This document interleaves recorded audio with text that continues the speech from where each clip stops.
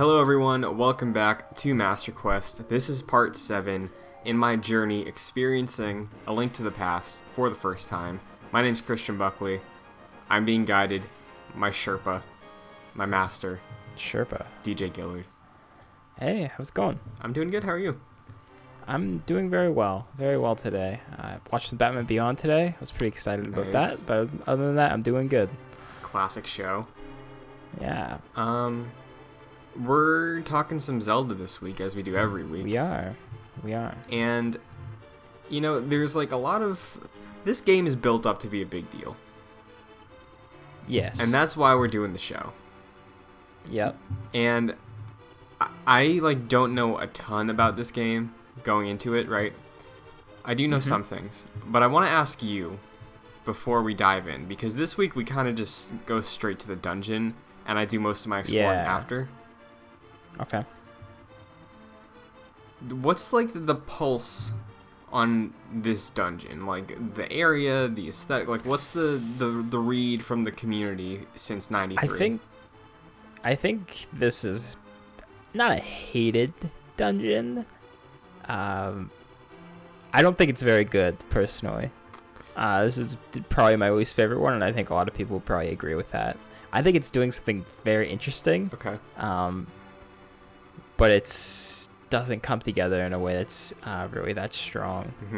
I think most people would agree with that. This is maybe their least favorite segment of the game. Okay, that is good to know, because DJ, let me tell you. You didn't have a good time? I've enjoyed, even the things that I've had issues with, I've enjoyed mostly my experience with this game so far. I hated this. Yeah? In all caps, on my college-ruled notebook, Jeez. I took up 3 lines. This sucks. Because I was not having it. Okay. So please set us up and we can get into it. Okay, so we left off last week. We finished the dungeon in the desert palace. Yes, I'm correct about that. Well, it's not the desert palace. It's something like that. Yeah, something. I think it was it in the darkness or something like that. It was the water one. Yes, whatever. Oh no, yeah, it was the water. What am I talking about? It was the water one. I'm thinking because the first part of the game does the thing where it's in the desert. Yeah. Okay. So we left off there. We got our magic hammer. No, we got the hook shot. So the hook shot didn't necessarily. You can use the hook shot in a certain spot to get you over to this side of the map. There's a specific lane in the Dark World that you can take, but the easiest way is to just warp to the Light World and warp back to the Dark World. That's the easiest way to get to, Kakariko. Interesting. So we get to Kakariko, and basically the dungeon is in the Lost Woods. What did you do on your little journey over here? Much of anything, or just head straight in? Because I can see you kind of stumbling into the dungeon by accident while you're still like trying to explore. Yeah. So did maybe something like that happen? So I started out. I used the hook shot on the fallen bridge to get across. That's how I got over. Ah, cool. Because I made that connection at the end of last week's episode. I was like, oh, the hook shot. That was that broken bridge. This wood. I'm gonna be able to grapple. Yeah. So I followed that path. On the way over, I was like, oh, I'm going to pass Sanctuary. I wonder what Sanctuary looks like in the Dark World. So I pop in. There's some squid-looking guy, like a blooper. Really? Yeah. That's how I took it. That's the sprite interpretation I had. No, I didn't even do this, and I totally forgot, like, what it looked like. So this is basically new to me. So. Okay.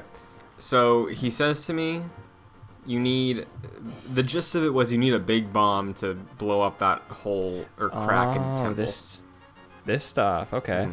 So I was like, okay, I'll write it down, I'll remember that. And he mentioned something about, like, it wasn't the golden power, because he wasn't talking about the Triforce, but he said, I heard about a golden room or something like that hidden on the temple, so mental note, but sure. And yeah, the rest of the way there, I didn't go into Kakariko before the dungeon this week. Interesting. Okay. Because you took the upper path? Yeah, because like I felt like funneled that way, I guess, by the enemies. Okay.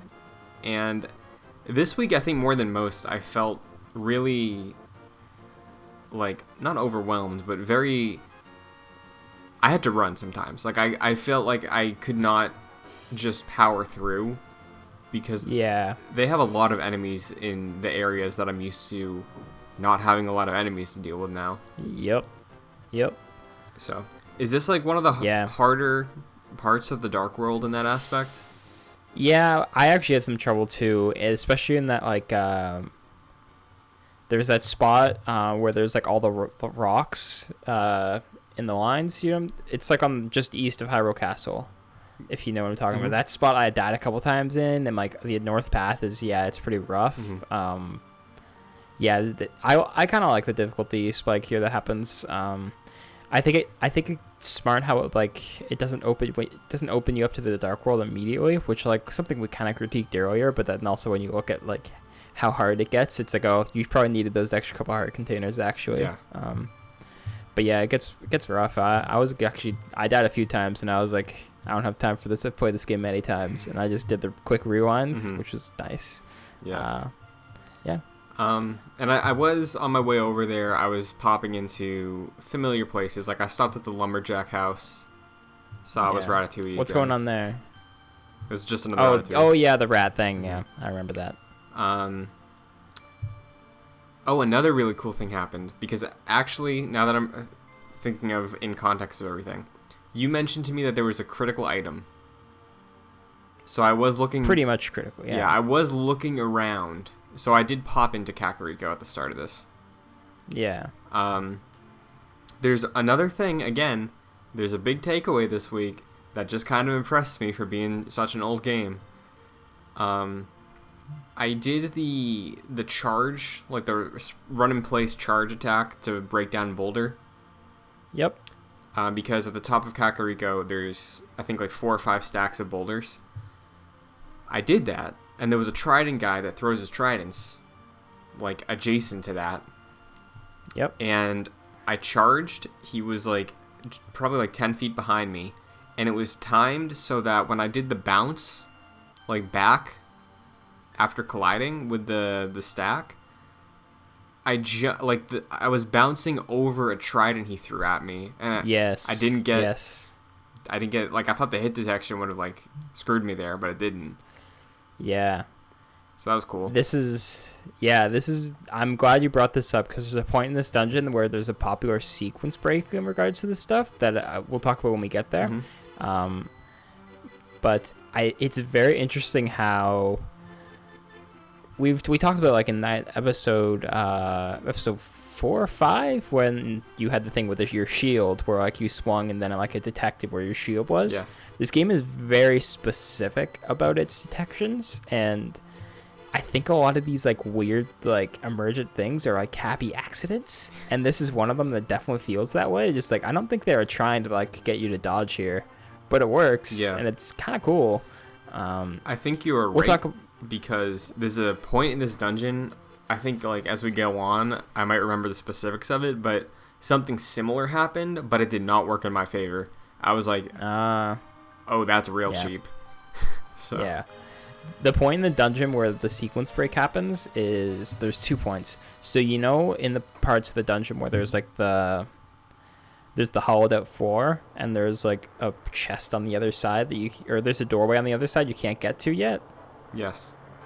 Okay. So if you put a bomb on the ground there, and then if you time your Pegasus boot, like, leap into the wall, you'll bounce off the wall, and then while you're in the air, the bomb explodes, and it'll send you over the gap, and you can cross and sequence break. Damn. And I'm like, that's something that I did not intend for you to do. No. But it's very interesting how the game just kind of lets it happen. It's very weird. I like to think in my head that they were like, they didn't know that was going to happen, but they knew most of these other things were going to happen. But yeah, it's very interesting how we've talked about before, the scale and the way it interprets the Z-axis in this game is fascinating. Yeah, because it's like, it's super clear that they're not well versed in, like, programming at that level yet, but no, the stuff that, like you said, happy accidents that come out of it are really cool, like, looking back at it. Yeah. So, One last thing in Kakariko before we move on to the... Is it called the Lost Woods now? It's called the Skullwoods now. Okay, that makes sense. They can make everything spooky Yeah. now that it's the Dark World. One of the other buildings was another rat. He's like, I have many chests open too.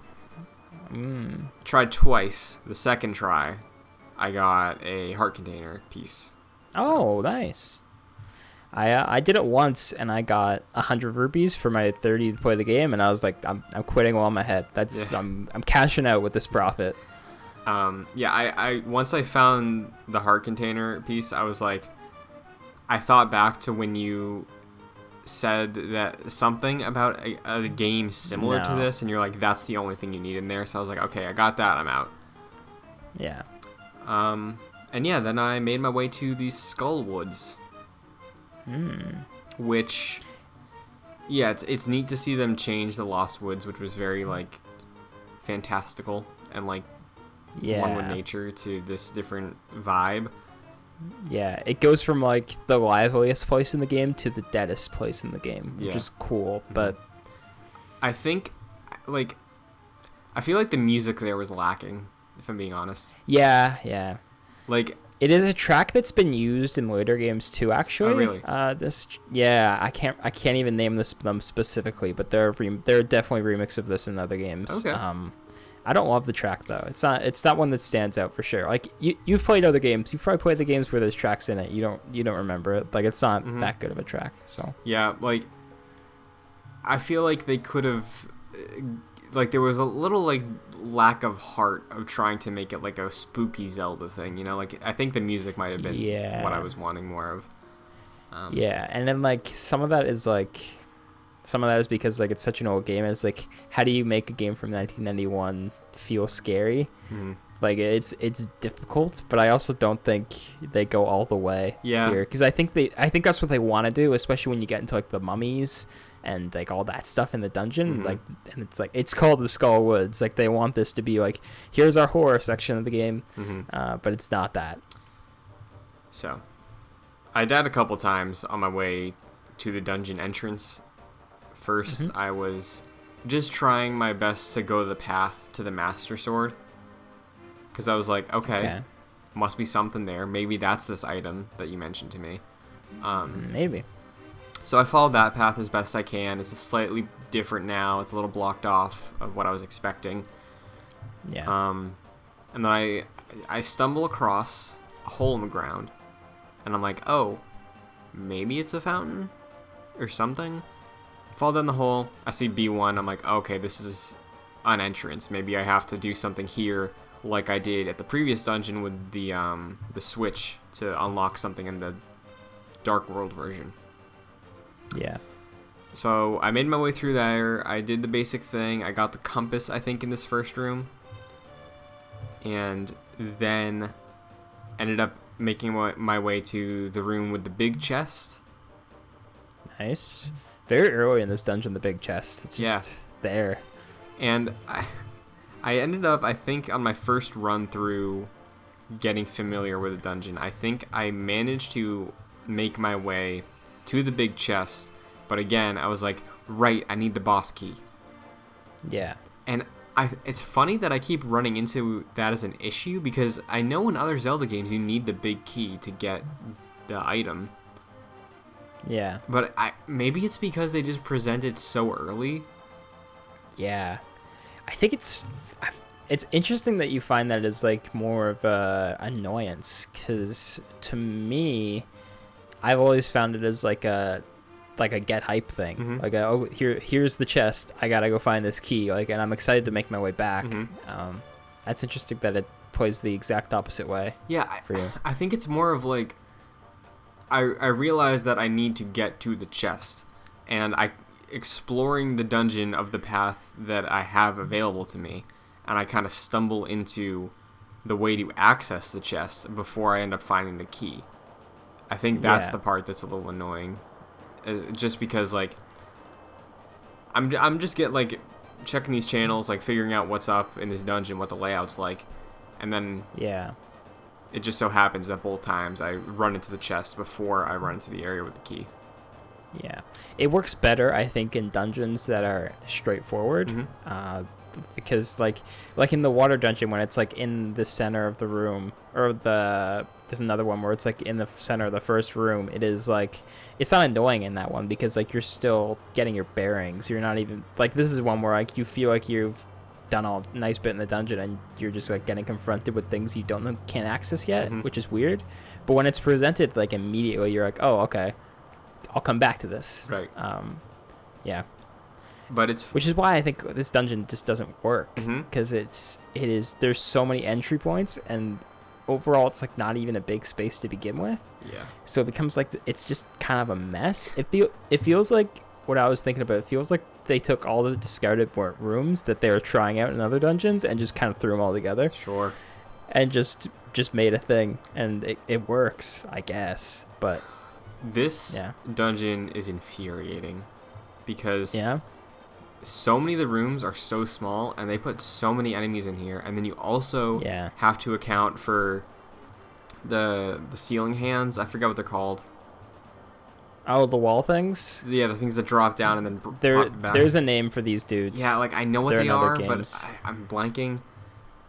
Yeah, it's on the tip of my tongue too. And the worst part, like you said, there are so many entrances here that I could just be like, once I get a path through this dungeon and don't have to like repeatedly go in and out and all the different entrances to get from point A to point B in the dungeon, like I progress to a point where I can go into an entrance and then mostly stay inside.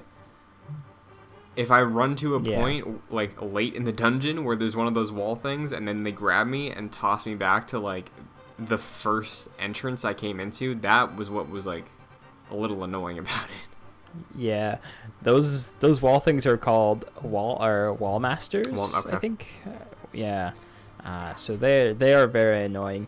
And yeah, I think the enemy placement in this dungeon is like what really hurts it. I think too as well, because like a lot of the enemies are really tough too. Like if you don't have the fire rod yet, like those mummies, like don't even bother. Yeah. Like you just should get out of this room because they take so many hits, and you also have to do all those hits while making sure you're not getting hit by the wall master. Yep. And it becomes like frustrating. Like most of the difficulty up to this point, I felt like it's been like just a rewarding little challenge. But this is like the first time where it's just like, this isn't fun anymore. Like this is pretty frustrating. This entire dungeon felt cheap. Yeah. And I can feel that. Let me tell you, the room, because I got stuck here too. I think the layout is a little confusing as far as like your progression. Because I didn't really know where to go. That's why I think I stumbled into the big chest first without the key, and then I was looking for the key forever, and I was like, do I have to go back outside? Is there secret walls or entrances I haven't found yet? The thing, no joke, I think I spent 10 minutes trying to get through this room. Maybe 15. It's the room with the two statues and the button. Yes. There's the two. You gotta move the statue into the button, but you gotta like back in. There's the two jellyfish. Yeah. There's the two mummies, and then the wall master. And dear God, oh my God! Just because at that point I don't have the fire rod, you know. Right. And it's such a tiny room, and the statues being there. I think there's also like a square block you can't move based on memory. And the top half of the room is divided into thirds. There's like really no wiggle room, so I had to constantly be either like doing chip damage on these mummy things and like getting my hits in, running away so the wall master couldn't get me. Like the jellyfish were not bad, like I could get them easy and then just focus on these two terrible enemies. But like, yeah, I eventually ended up I think the first time I tried progressing through the room after being teleported and thrown out several times by that wall master was I used the ice rod to freeze the mummies. Ah, very smart. And so does it have like a freeze sprite, or is it just basically a stun? It's a stun. Okay. They look frozen and they're there for significantly longer than the boomerang, but like at that point, my only thing to worry about was the wall master of like, okay, I can pull it this far before it's gonna drop, move away, then go back to it and finish it. That room took so long, and it was the worst. Yeah, isn't the big key right behind that door too? I think it was. Isn't that a thing? Yeah. That was just the worst. Yeah. Is there any redeeming qualities you got in this one? Because I have like one thing. I mean, I think the fire rod is a cool weapon.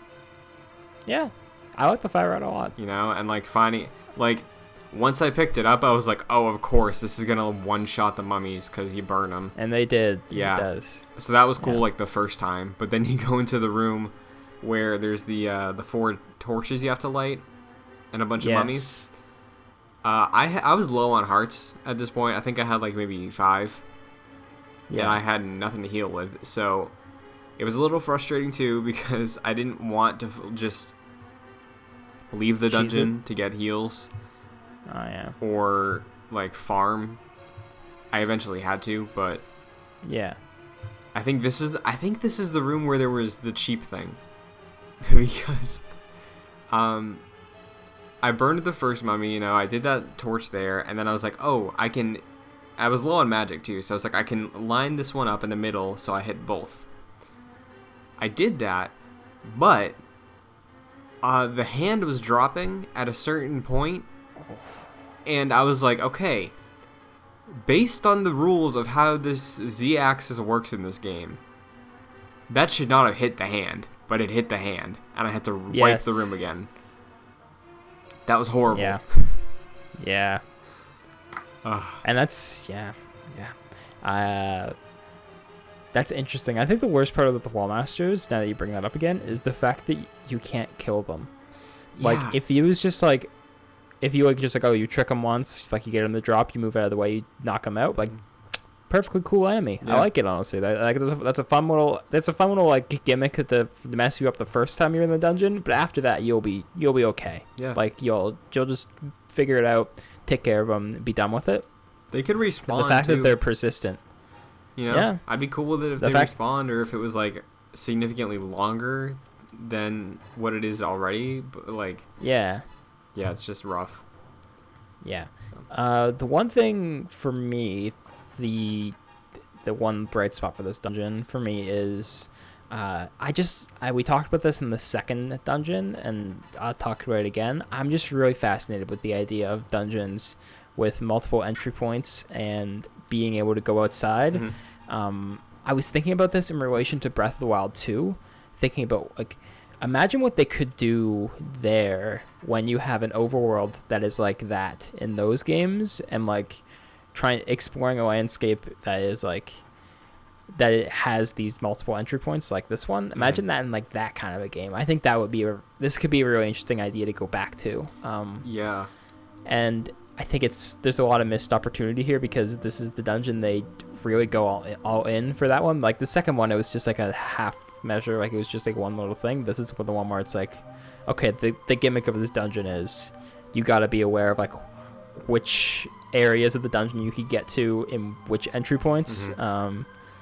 So the fact that I think that's a cool gimmick that could have worked in other dungeons, but not this one. Like this one's so poorly designed once you get in it that it makes it all just feel kind of frustrating and convoluted.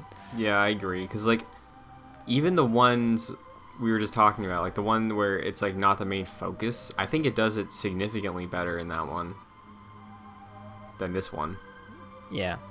Maybe that would be the key to it, just like not making it like the thing, because when you make it the thing, it's like everything feels disjointed, but when you make it like a cool little moment and maybe expand it, like maybe not like just one moment, but like maybe expand it a little bit, but don't go all the way where it's like you can't even keep track of what's going on anymore. I honestly, I think the thing that makes it not work in that aspect is just they have such an aesthetic in the overworld for this dungeon that you can get lost there. Like there's no way to clearly distinguish which path leads to which entrance, because it's just like there's a red skull thing that might be the entrance, and then there's a hole next to it. It's like it's that in like 3 different regions of this part of the map. Yeah.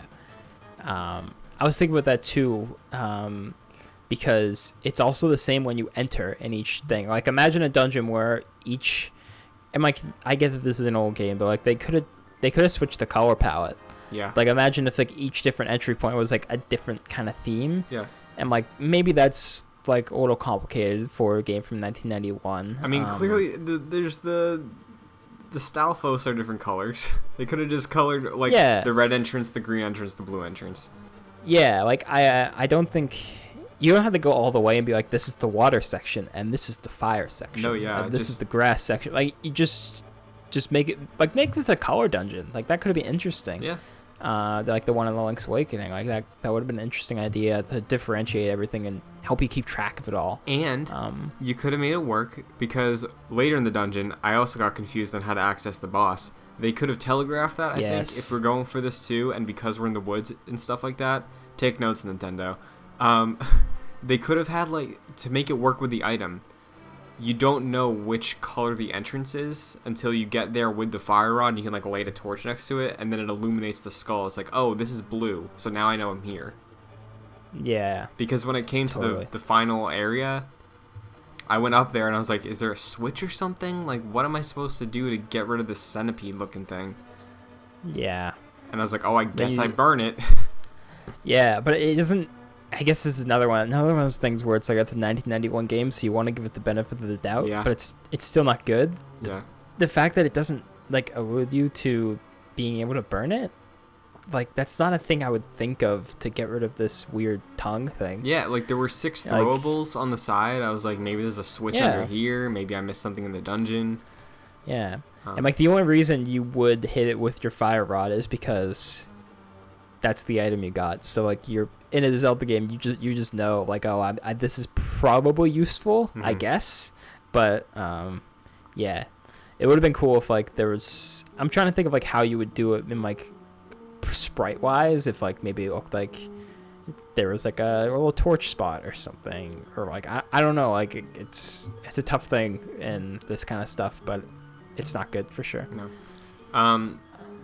But yeah, I think it's interesting what you brought up about, like, this concept in Breath of the Wild 2, because with Breath of the Wild, like, one of the things they used to sell was like, oh, the entire overworld is a dungeon itself, so, like, yeah, how do you work that in to that design philosophy? I think that's a really interesting thing you brought up. Yeah, so. I'd love to see it explored. I think it's a shame that this dungeon is bad, and that probably led them to never exploring this again in a Zelda game. There's like, we're not gonna do this anymore. Like, this is a bad idea. Where I think it's a good idea. I think this is just some poor execution. Sure. Oh, you know what I just thought? This is slightly a tangent. You know what I just thought though? No, go for it. In the Moblin fortresses, the skulls, right? Yes. What if, like, each of those had an entrance to, like, a unified underground dungeon? And, like, clearing each one out, you had a different, like, avenue to connect to, like, a main path through that dungeon with, like, a secret boss at the end of it or something. That would be very interesting. I like that a lot. Because, like, that's been a theory for Breath of the Wild too. Like, if it was gonna be, like, half of the game underground, like, what if the traditional dungeon that you think of, like, people want that for Breath of the Wild 2, what if that is just one thing that is underground? That's so very interesting. So good. That could be good. Yeah. So we fight the boss in this one. I think we're good on just destroying this dungeon, tearing it down bit by bit. I'll give it one more positive. Okay. I was surprised you could cut the vines on the wall. Yeah, that was fun. I was disappointed that there wasn't a door behind one. Oh, there was one door. There's one door. Okay. So yeah, that was a cool thing. Yeah. So this boss, how are you feeling about this boss? Because so far during this episode, you haven't been the most positive, and I don't think this is gonna change. Mothra?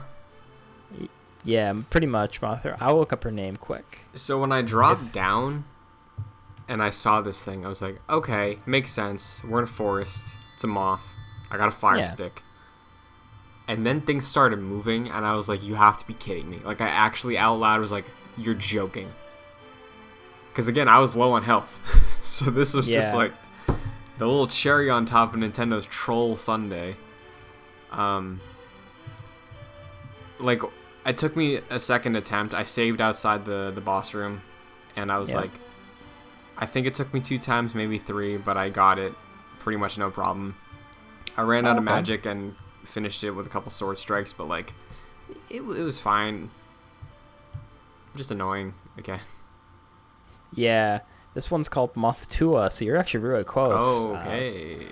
Yeah, I think I don't hate this boss. It's not one of my. I think a lot of what it's doing is like positional stuff that we're talking about again, like very much thinking on your feet, always managing where you are in relation to the boss, which is interesting. But I also think it's something that's done better with like the Helmosaur King.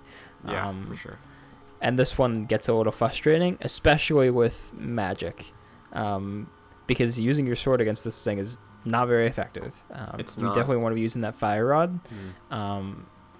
So yeah, I don't hate this one. Yeah, I think it's fine. It's a harder version of stuff we've seen before. Nothing that blows me away though.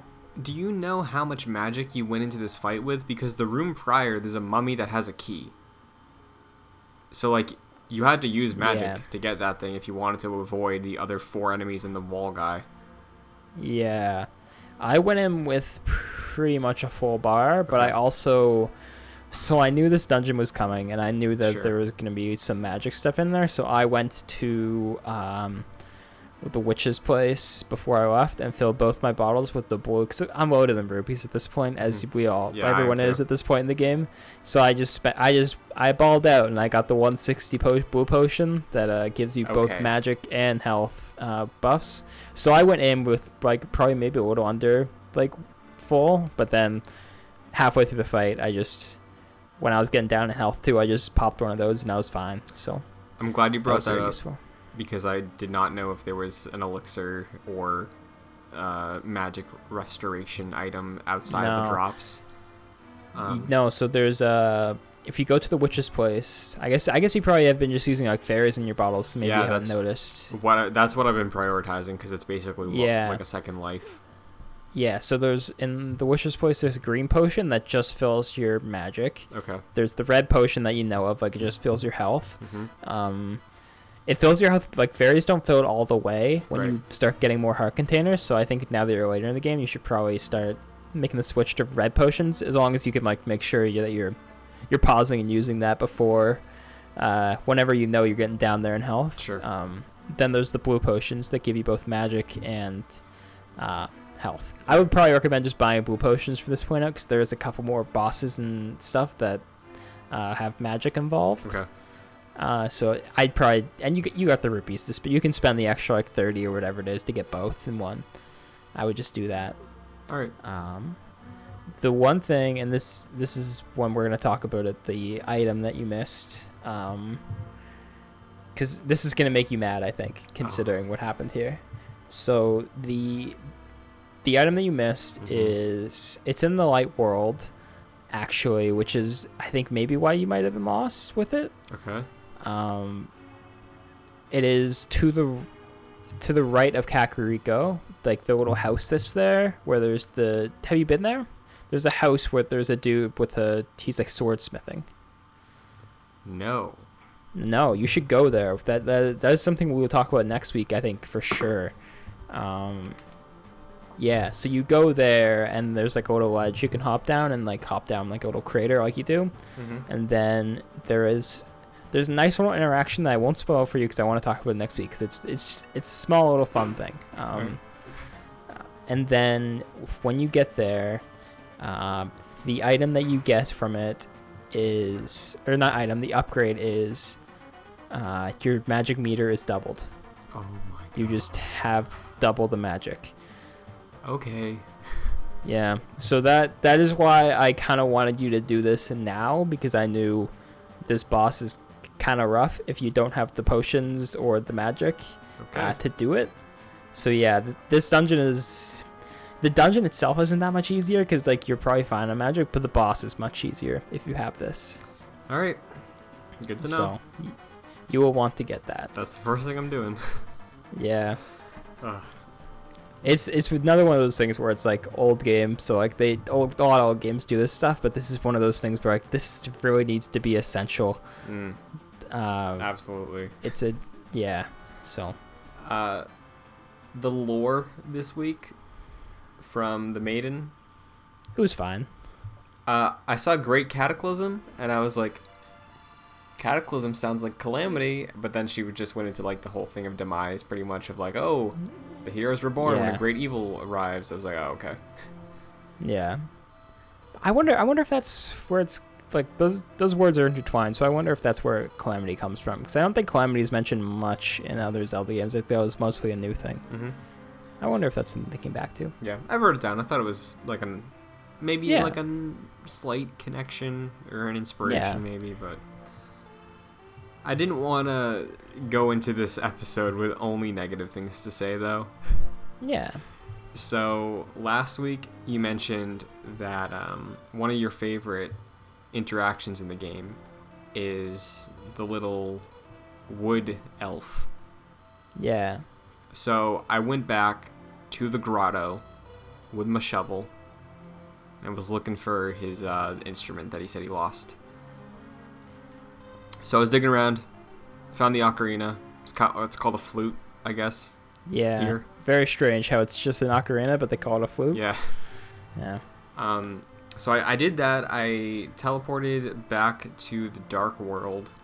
Talked to. Is it like an elephant or like an anteater or something? He has a trunk. I don't know what's going on with him. Yeah.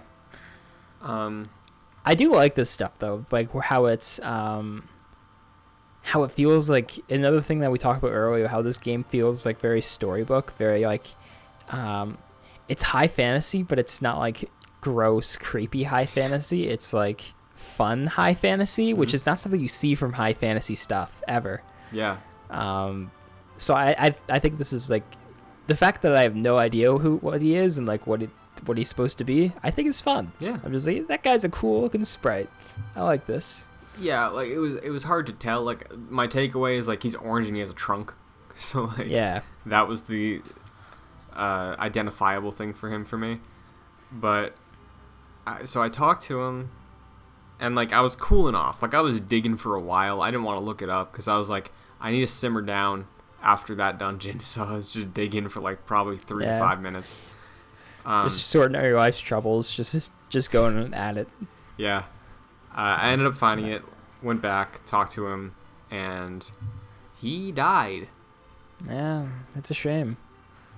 And he turned into a tree? Yeah. Doesn't he say something though, like, "Oh, I can finally move on now that I've found my flute or whatever"? I think he says something to that extent. I did this last week, so I can't even speak to the entirety of it. But it was one of those like I thought it was a nice little moment. He says something that just like, "Oh, you can fulfill my purpose," or something like that. Yeah, he said, "Thank you for finding it. Look for the old man in the village. Something, carry it with you. I just would love to hear it one last time." And then you play the full version of the song. Yeah. And then he fades away into a tree. And while I'm sure this was just like a metaphor for rebirth or whatever they wanted to do. Yeah. We all decay into the earth to let things grow again. Sure. Yeah. But I wrote down prototype for the Koroks? Maybe. Yeah, maybe. Just that concept? That's a good connection. Yeah. Now that I think about it. Koroks are not until like Wind Waker, so like it's been a while, but still, yeah, that's cool. Yeah, just the concept of something turned into a chibi looking tree. I was like, hey, you look different than normal trees. So yeah, there you go. And of course, anything else that you did here? There. Oh, of course. In the forest, in like that specific area. No, just like what do you do after this? Oh yeah. So he was like, in my village. I was like, okay, well, there's the one village that I know of, unless there's a second one somewhere I haven't seen. So I went to Kakariko. Was looking around. First, I checked in the elder woman house. Then I went to the man who ran the inn with like the overgrown lawn, and he mentioned a kid that used to run around with a flute, and he said he disappeared. So I was like, okay, so do I have to... Is this who I was supposed to talk to? And then I was like, I think there was another man in the bar. So I went there, sleeping, played it for him. He woke up, and then I got sad. Happy, sad. Closure. Well, what does he say when he wakes up?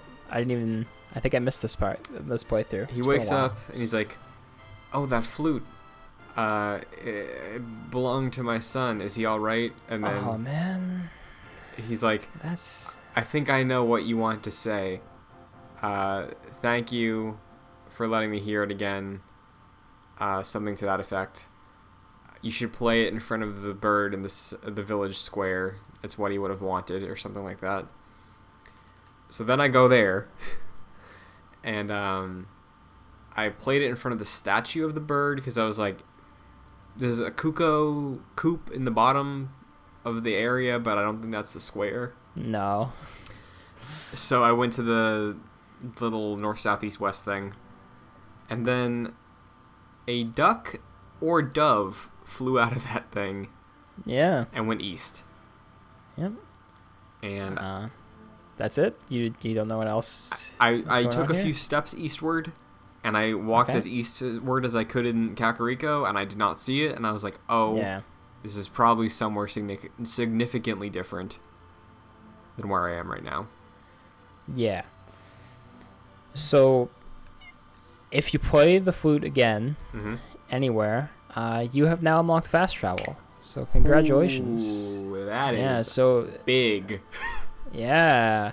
So if you just play the flute now, the bird will just like swoop down the same way he did, and he'll pick you up, and then you'll get warped out like to the map, and then it'll just be like there's like 10 different points on the map you can just pop to.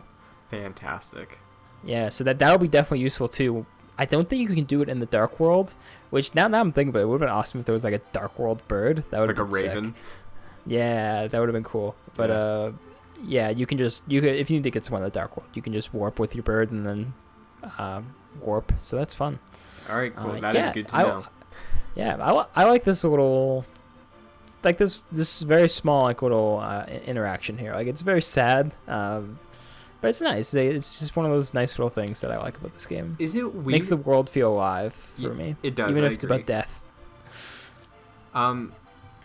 Is it like? Tell me if you see where I'm coming from with this. I feel like in a game like this, with the way it exists and the way it's written, sad things feel way more sad than most of like acted cutscenes in modern games. Yeah, I definitely feel that. You know, like know where I'm coming from. Yeah. Whenever something sad happens in something like this, and like, oh man, like it never hits you like in a way that like something that's trying to like actually hit you hits you, but like it hits you in a way like you're not expecting. You know. Yeah. And I don't know if it sucks. Yeah, I don't know if that's because of like the storybook thing we were talking about, and then there is a moment of sadness like this, or like. Yeah. The thing I really think that kills me with it is like the, oh, ... Like that's the thing that when I read that I'm like, oh man. When he's realizing his son is dead. Yeah. Yeah. That's rough. Yeah, it might be like a nostalgia thing too, just of like the visuals and the sounds with it too, and the fact that there is no dialogue spoken, but like. Yeah. Just a neat little thing that I think a lot of this stuff affects you in the way because there is no voice acting, and it's just like you are left with like these two sentences to like, and like you can play it and like nonchalantly even care about these two sentences, or you can sit there and think about just the two sentences and devour every word that's said. Yeah. You're like, oh man. Yeah. So is that where you left off then for this That week? is where I left off. I believe I saved north of Kakariko or in a building. Oh, I think I saved in the bar actually. So. Oh, nice. That's where we're going to pick up next week. Awesome. I'm very much looking forward to next week. It is interesting. And I think we'll talk a little bit more about like Kakariko and like what it's become. We didn't really touch on that this episode, but like you were looking forward to seeing Kakariko, and now that you have, like it's a little underwhelmed as a teaser. Yeah. So, what do we do next week though? we are doing the 4th dungeon of the game. Off of memory, it is probably my second favorite dungeon in this game. Ooh, okay. Have we I played think the 5th is probably. I think the 5th is probably my favorite, and I think a lot of people would harshly disagree with me. Interesting. So this will be a fun week for sure. I think next week. Awesome. Well, I'm excited because if you're swearing by this next one after this week, is it Tuesday yet or Wednesday? What? Oh, yeah. It's something. It's something. Yeah. I always get scared whenever I tease something because I'm like, oh man, if he doesn't like it, that's gonna be really sad. I don't like to set you up with expectations. Mm-hmm. It's nice though. Okay. It's nice to have a little bit of something to expect going in because, yeah, like I said, I don't know a bunch of the sentiment for the fandom around this release other than people love it. So like that's why I liked starting the show this week with like, hey, was I wrong in hating it? But, yeah, no, you were right. You were right. Well, DJ, thank you once again. Thank you. If the people would like to find you somewhere, where can they find you? You can find me at DJ_Gillard on Twitter. I've been pimping Cantina Conversations for the past couple weeks, but we're actually taking a little break right now. Mm-hmm. So you can go back and listen to the old ones, I guess. We put out an episode last week about the Clone Wars and all of our thoughts on that. So that's super fun. Mm-hmm. But yeah, we'll be taking a little break. Yeah. Very nice. Check me out on Twitter though. Awesome. Both of those will be linked down below if you're watching the video version of this. If you want to follow me on Twitter or Instagram, it's at ChrisNBuckley. If you are watching us, like I said, you're on youtube.com/joyclicks, where we have other things being posted, other shows, a Star Wars show, covering mostly news recently, because I'm sure, as you know, DJ, it's a little light right now. Yeah. We got some good news this week, though. We did. That's a big episode. Yeah. And if you are listening to us, you're on podcast services like Spotify or Apple Podcasts. If you enjoyed the show, and you can, on whatever service you're listening to, leaving a review or ranking would be very helpful. Helps the show, helps us. And just sharing it too. Or commenting. I always appreciate the notes on the Discord or the subreddits I post the show on. Because people are enthusiastic about this game, clearly. Yeah. And, yeah, it's just a nice experience to be sort of welcomed into this long-standing love. Yeah. We got to give you initiation soon, but... Oh, okay. Am I going to get knighted at the end of this? Yeah, maybe. We'll see what we come up with. All right. Well, that is going to do it for this week. So, until next time. All hail the Helmstar King.